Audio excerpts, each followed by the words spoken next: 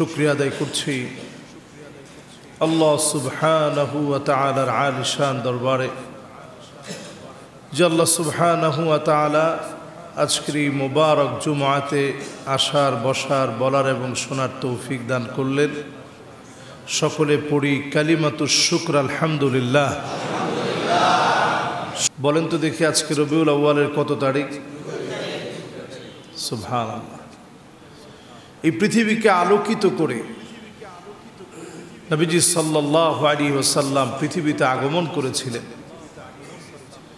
সারা পৃথিবীর মানুষের আর্ত মানবতার জন্য তিনি কথা বলেছেন। সমস্ত পৃথিবীর মানুষের জন্য তিনি আদর্শ দেখিয়েছেন। ওয়া ইন্নাকা লাআলা খুলুকিন আযীম। নবীজির জীবনীটা এমন এক জীবনী, কোনো লেখক তার লেখনী দিয়ে লিখে শেষ করতে পারবে না।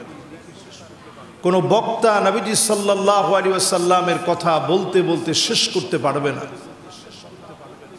এমন এক লিখনী দিয়ে যেই জীবনী লিখে শেষ করা যায় না, বলে যেই আদর্শ বলে শেষ করা যায় না, নবীজি সাল্লাল্লাহু আলাইহি ওয়াসাল্লাম এমন এক আদর্শ আল্লাহ তাআলা তাকে দিয়েছেন।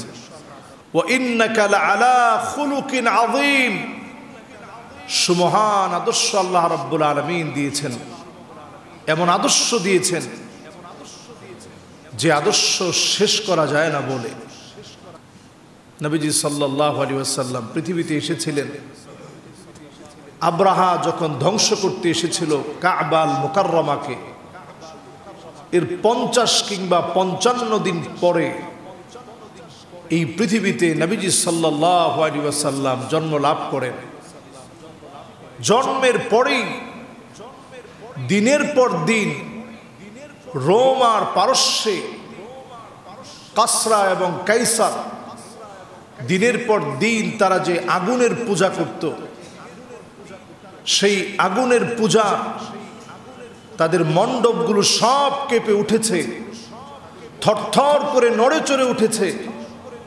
পৃথিবীতে প্রমাণিত হয়েছে সত্য এসেছে, মিথ্যা বিতাড়িত হবে। পড়েন আল্লাহু আকবার।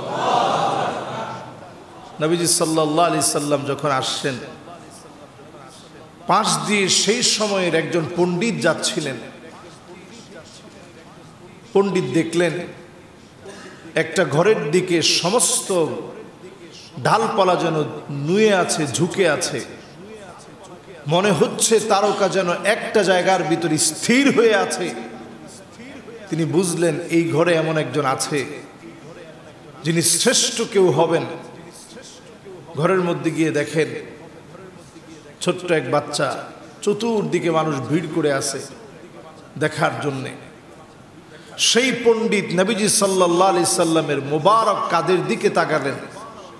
কাদ মোবারকের মাঝখানে কাযিররিল হাজালা, কবুতরের ডিমের মতো খতমে নবুয়তের একটা মোহর ছিল। পড়েন আল্লাহু আকবার। সমস্ত নবীর পরে নবীজি সাল্লাল্লাহু আলাইহি ওয়াসাল্লাম পৃথিবীতে আসবেন। খতমে নবুয়তের এই সিলমোহর নবীজি সাল্লাল্লাহু আলাইহি সাল্লামের মোবারক কাদের মধ্যে ছিল। কাদ মোবারকের মাঝখানের এই সিলমোহর দেখে পণ্ডিত অজ্ঞান হয়ে গেলেন।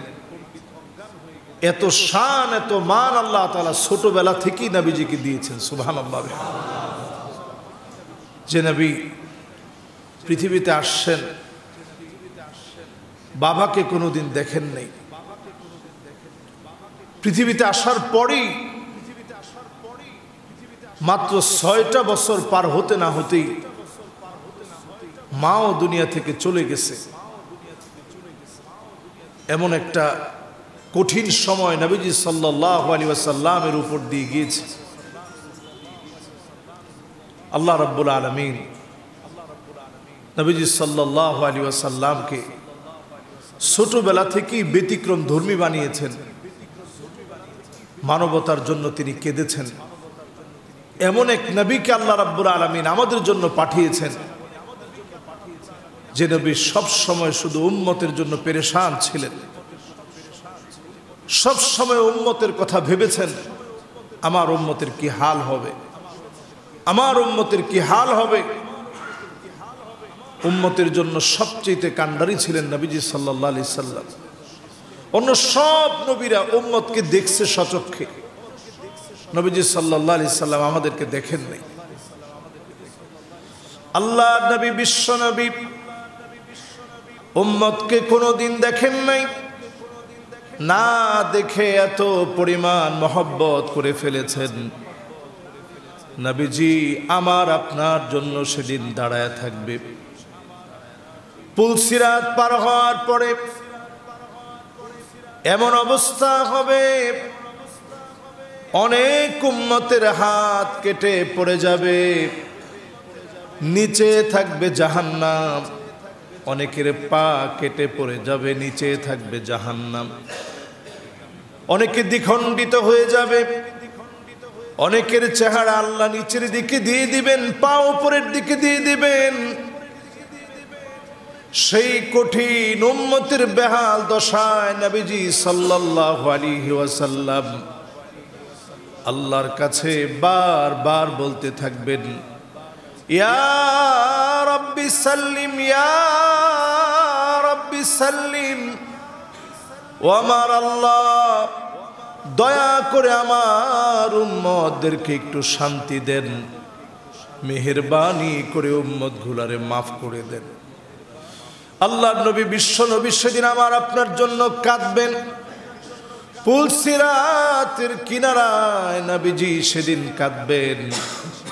নবীজির দোয়ার কারণে উম্মতদেরকে যিনি মাফ করে দিবেন তিনি কে? বারবার নবীজি পেরেশান হয়ে যাবেন উম্মতের জন্য। জান্নাতের সামনে নবীজি গিয়ে দাঁড়াবেন, দরজার মধ্যে যখন নক করবেন, ফেরেশতা পরিচয় পাওয়ার পরে বলবে, লা আফতাহু লিআহাদিন ক্বাবলাক, কারো জন্য জান্নাতের দুয়ার খোলা হয় নাই, নবী আপনার জন্য জান্নাতের দুয়ার খোলা হবে।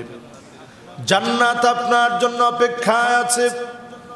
আল্লাহ নবী জান্নাতের ভিতরে প্রবেশ করবেন, যাওয়া মাত্র নবীজি বলবেন, অন্য সব নবী আগে জান্নাতে যেতে পারবে না, আগে যেমন আমি এসেছি। অন্য কোন নবীর উম্মত আগে জান্নাতে আসতে পারবে না, হাত্তা তাদখুলা উম্মতি, আগে আমার উম্মতগুলা জান্নাতে আসবে, তারপর সব নবীর উম্মতেরা জান্নাতে যাবে। বলেন আল্লাহু আকবার। আল্লাহর জান্নাতের ভিতরে 120টা কাতার হবে।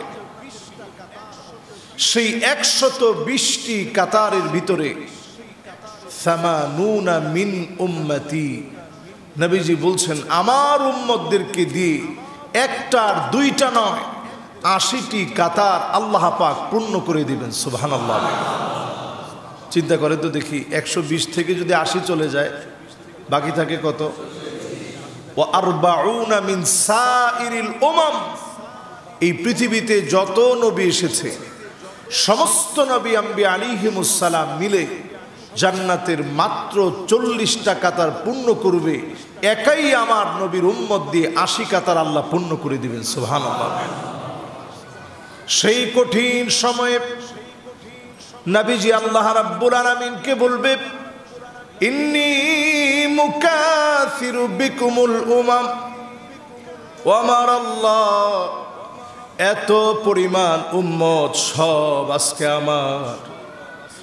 ইন্নী মুকাসিরু বিকুমুল উমাম, এই সব উম্মত আমার উম্মত, এই সব আমার উম্মত। কত উম্মত নিয়ে আজকে আমি জান্নাতে যাচ্ছি। আজকে আপনার জান্নাত আমার উম্মত দিয়ে ভরপুর হয়ে গেছে। আল্লাহ নবী সেদিন আমাদেরকে নিয়ে প্রশংসা করবেন। নবীজি সেদিন কোন উম্মতদেরকে চিনে উম্মত বলে পরিচয় দিবেন? গুররান মুহাজ্জালিন মিনাল ওয়াদু, যেই উম্মতেরা অজুর পানি দিয়ে চেহারাকে জকজকে বানিয়েছে, সুন্দর করে ওযু করেছে, নবী দেখেই বলবে এটাই হচ্ছে আমার সে উম্মত। পড়েন আল্লাহু আকবার। এবার আজকে ফজর থেকে চিন্তা করেন, নবীজি সাল্লাল্লাহু আলাইহি সাল্লাম দুনিয়াতে আসলেন আমাদেরকে উম্মত বানানোর জন্যে, মেহনত করলেন উম্মত বানানোর জন্যে, সারাটা জীবন কষ্ট করে গেছেন উম্মত বানানোর জন্য। উম্মত বাড়ানোর জন্য কিভাবে উম্মত বাড়বে সারাদিনের পেরেশানি ছিল, দাওয়াতি কাজ কিভাবে ছড়িয়ে পড়বে, খেয়ে না খেয়ে দিনের দাওয়াত দিয়েছেন। সে উম্মত হওয়ার সৌভাগ্য যারা আমরা অর্জন করেছি, উম্মত হতে পেরেছি, ধন্য হয়েছি উম্মত হওয়ার মতো সৌভাগ্য নিয়ে। কয়জন আমরা 5 ওয়াক্ত নামাজ সুন্দর করে উজু করে নামাজ পড়ি? অনেকে উজু করার সময় দেখবেন তাড়াহুড়া করে, পাটা যে 3বার করে খিলাল করে দৌত করতে হয়, অনেকে আমরা এখনো জানি না। উজু করার শুরুতে যে শুধু বিসমিল্লাহ বলতে হয়, অনেকে আমরা জানি না। উজু করার পরে আল্লাহুম্মা জাআলনি মিনাত তাওয়াবিন ওয়া জাআলনি মিনাল মুতাতাহহিরিন, এই দোয়াটা আমরা অনেকে মুখস্থ করিনি। সুন্দর করে যদি আপনি উজুটা করে নামাজ পড়েন, এই উম্মতের জন্যই তো নবীজি অপেক্ষায় থাকবেন। আল্লাহর নবী সেদিন আমাদেরকে চিনবেন। কোটি কোটি মানুষের ভিতরে হয়রান পেরেশান যখন মানুষেরা হয়ে যাবে, যখন নবীরা পর্যন্ত ইয়া নাফসি বলবে, চতুর্দিকে যখন কান্নার রোল পড়ে যাবে, বিশ্ব নবী উম্মতি উম্মতি বলে সেদিন কাঁদবেন। আমার উম্মত বলবে, মাথা নিচের দিকে দিয়ে রাখবেন। আল্লাহ পাক বলবেন ইরফা রাসাক, নবী আপনি আপনার মাথাটা উঠান। সাল তুতাব ইশফা তুশাফা, যাকে মনে চায় শাফাত করেন, যা মনে চায় আল্লাহর কাছে আজকে চান। চাওয়া মাত্র নবীজির চাওয়াগুলা যিনি পূর্ণ করে দিবেন তিনি কে? নবীজি হাদিসের ভিতরে পরিষ্কার বলেছেন, ওয়ালিকুল্লি নাবিয়্যিন দাওয়াতুম মুস্তাজাবা, সব নবীরা দোয়া করলেই আল্লাহ দোয়া কবুল করেন। নবীদের দোয়ায়ে মুস্তাজাবা, যেটা চেয়েছেন আল্লাহ রাব্বুল আলামিন তৎক্ষণাৎ কবুল করেন। নবীদের দোয়াগুলো সব আল্লাহর কাছে কবুল হয়। নবীজি বলছেন ইন্নী ইখতাবাতু দাওয়াতি শাফাআতান লিউম্মতি, আমি নবী বিপদ মুসিবতে পড়ার পরেও আল্লাহর কাছে কিছু চাই নাই, তৎক্ষণাৎ বলি নাই আল্লাহ এটা আমারে দেন। কেন বলি নাই? এই জন্য বলি নাই, আমি জানি আমার উম্মত বড় বিপদে পড়ে যাবে। ওই বিপদে যেন আমি আল্লাহকে বলতে পারি, আল্লাহ উম্মতরে আপনি মাফ করে দেন। সুবহানাল্লাহ। আল্লাহর হাবিব বলেন ফাহিয়া নাইলাতুন ইনশাআল্লাহ, সেদিন আমার উম্মত ফলাফল পেয়ে যাবে। কঠিন মুসিবতের দিনে আমি নবী যখন আল্লাহর কাছে বলবো আল্লাহ উম্মত গুলারে মাফ করে দেন, ফাহিয়া নাইলাতুন ইনশাআল্লাহ, আমার উম্মত সেদিন রেজাল্ট পেয়ে যাবে। দলে দলে উম্মত গুলো কঠিন মুসিবতের সময় আমি নবী যখন শাফাত করব, দলে দলে উম্মতদেরকে মাফ করে যিনি জান্নাতি বানায় দিবেন তিনি কে?